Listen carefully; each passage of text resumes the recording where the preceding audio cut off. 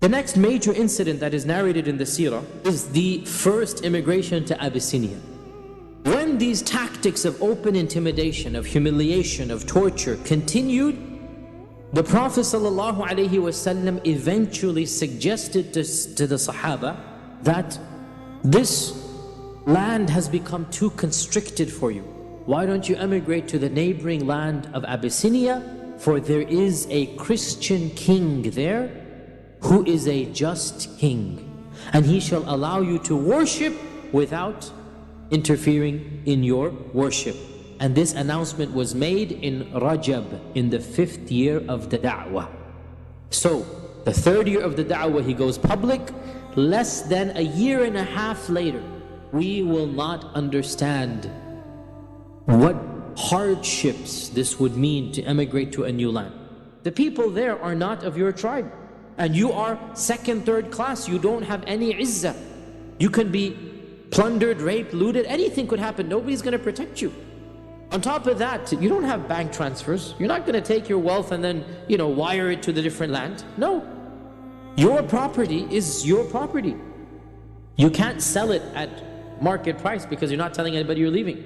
To make matters worse, they have been told to go to a land where you're not even speaking Arabic. It's a different culture, it's a land in Africa. And therefore, when the Prophet ﷺ gave this command, 15 people immigrated, 11 men and 4 women. Why were all of these from the noblemen of the Quraysh? Because the slaves didn't have the political luxury to emigrate. SubhanAllah, if you think about it, the people who needed to immigrate the most couldn't do so. Salama narrated, first person, it's in Bukhari.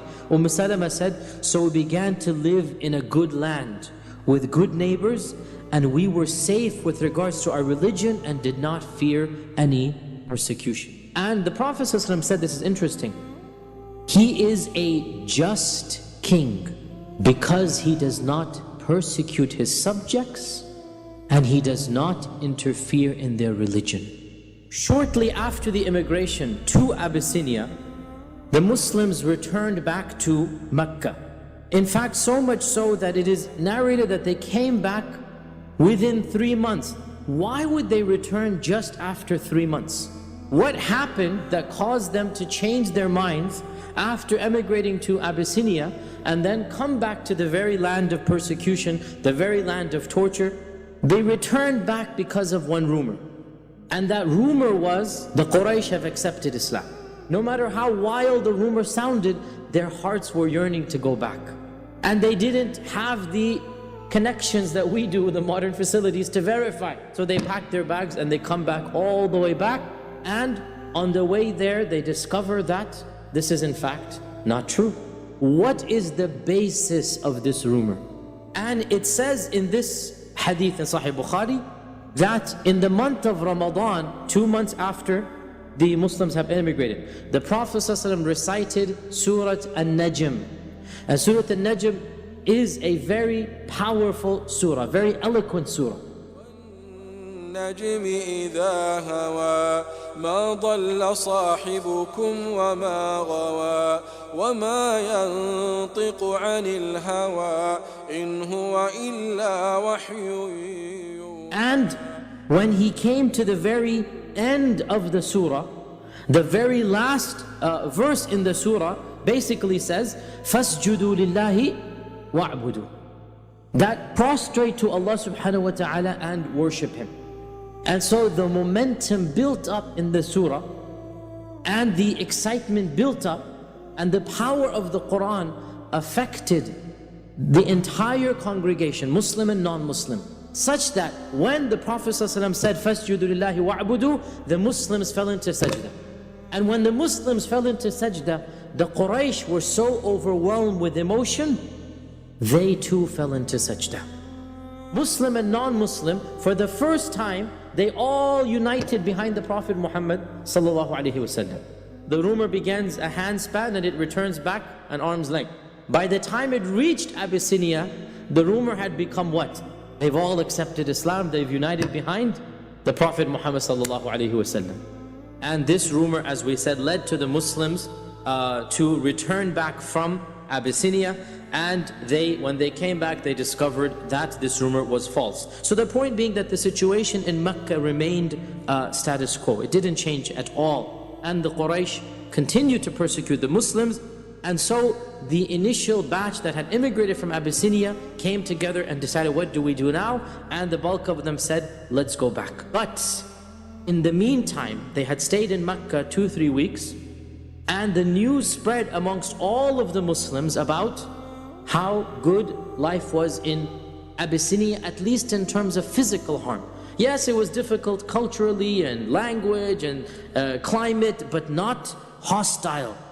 And so when they heard this, a large percentage of Muslims, we don't know how many Muslims were in Mecca at the time, there were no census, but it is probably correct to say that at least 30-40% of the Muslims of Mecca, if not 50%, decided to immigrate. Now that's a huge number. And so for the second immigration, more than 80 Muslims emigrated. And this time they were headed by Ja'far ibn Abi Talib, the direct, obviously, cousin of the Prophet sallallahu alaihi wasallam. Now, when over 80 people, and Mecca at this time probably had only a few hundred people in it, right? So 80 people in Mecca represents more than 15%, 20% of the people of Mecca. And it's a big embarrassment that your own people are leaving. And this is the Quraysh, the one that is the strongest tribe, the most elite, the most protective, the custodians of the Haram. And now they have 10-15% of their own tribes people emigrate. This is a shame. Now the Quraysh decided, we cannot allow this emigration, we need to stop it. They decided to send 2 people to Abyssinia and appeal directly to the Najashi.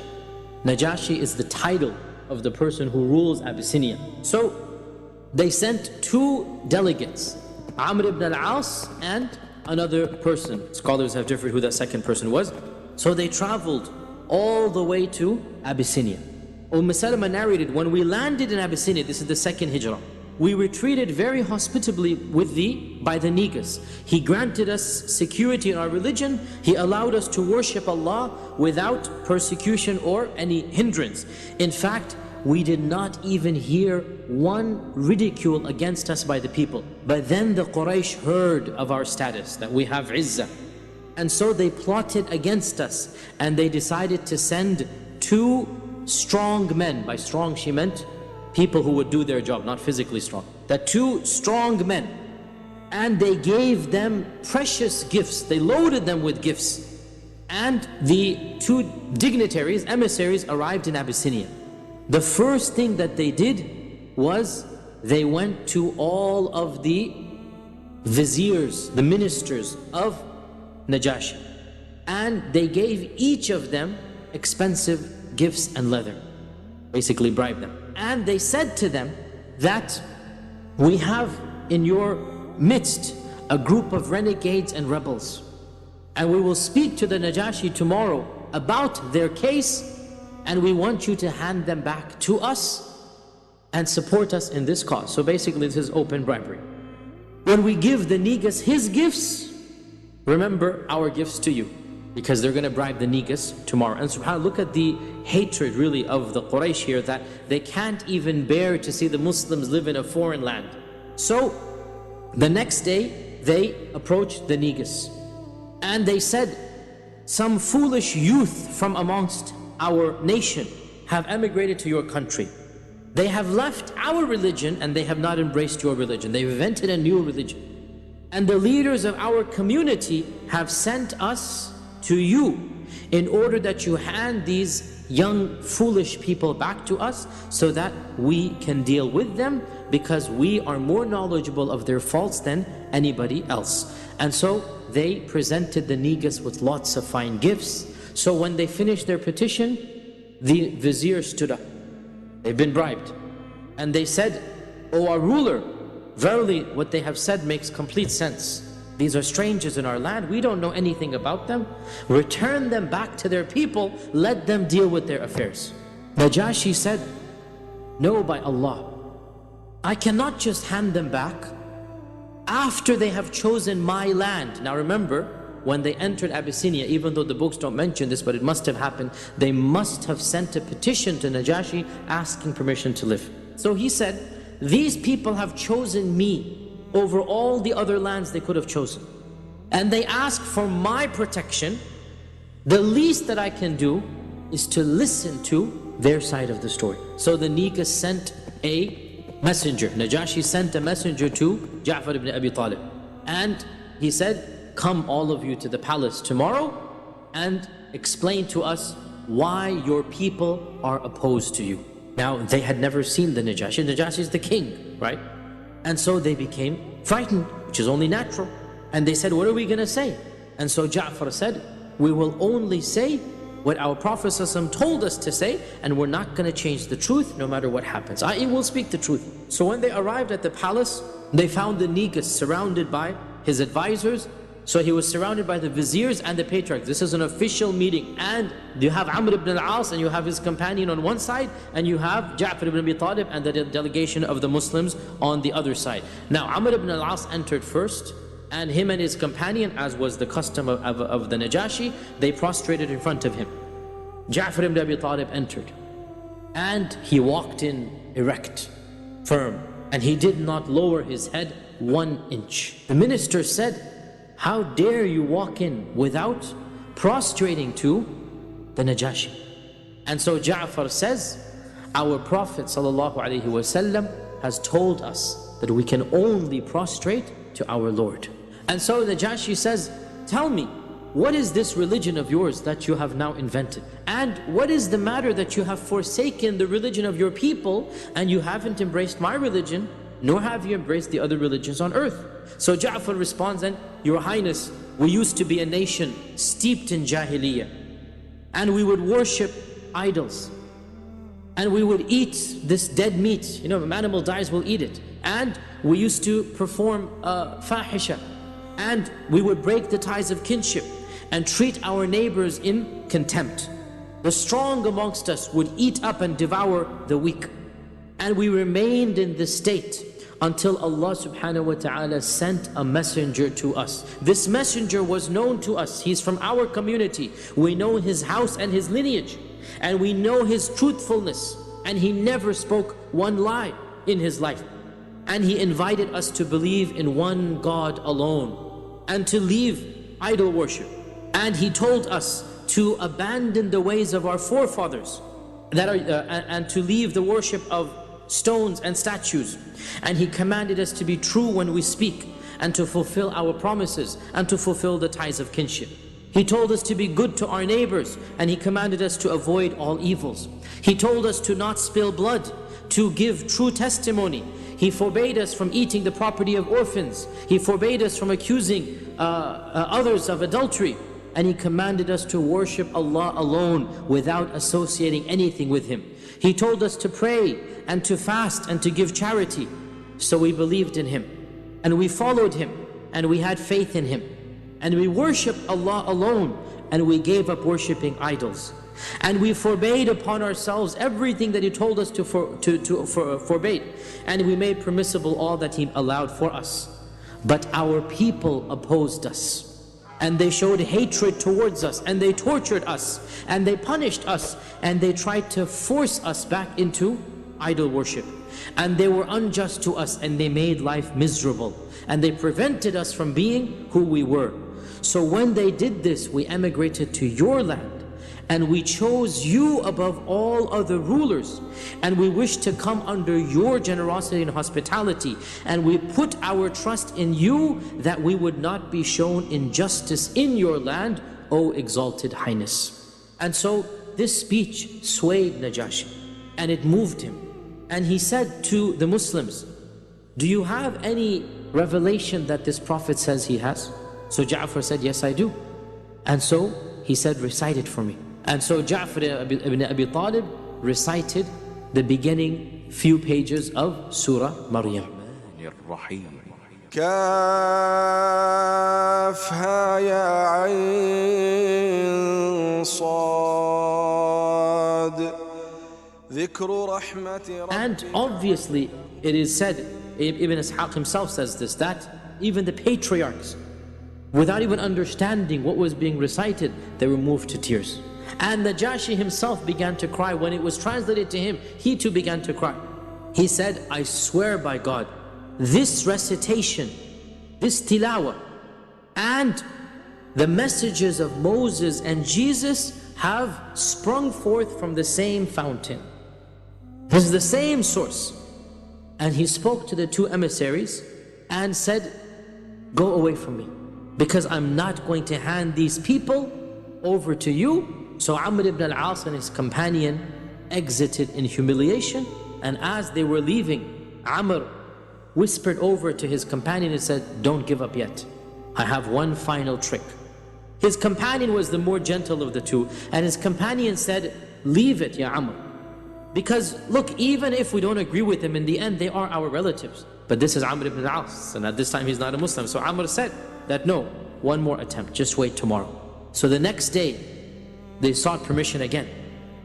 And the Niga said, what do you want? We already decided.